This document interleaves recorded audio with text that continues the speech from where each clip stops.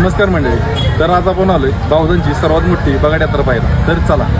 बावधन म्हणलं की वाई तालुक्यातील एक नावाजलेलं ऐतिहासिक गाव. यात्रा ही मार्च महिन्यात रंगपंचमीच्या दिवशी साजरी केली जाते. प्रथम सकाळी गावकरी कृष्णा नदीच्या काठी बगाड घेऊन जातात. त्याच्यानंतर बगाड्याला कृष्णा नदीत अंघोळ करून सुरू होतो बगाडाचा प्रवास.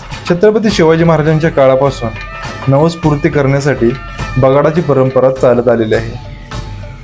बगाड खिल्लार बैलांच्या साह्याने ओढण्याची परंपरा आहे.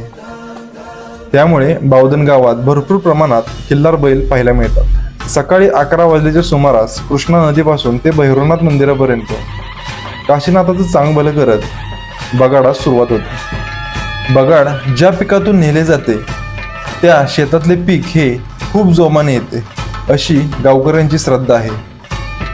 बगाड पाहण्यासाठी संपूर्ण महाराष्ट्रातील 3 ते 4 लाख भाविक येत असतात.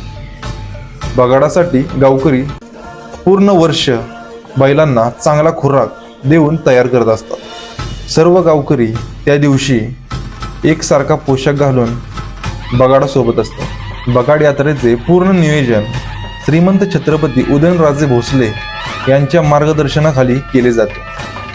बावधनमध्ये प्रत्येक घरात एक तरी खिल्लार बैल सांभाळतात. तर त्याचे कारण आहे ते म्हणजे बगाड.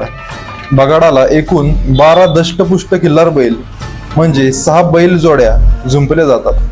काशीनाथाचं चांगभलं करत 7 ते 7:30 पर्यंत बगाड गावामध्ये पोहोचवले जातात.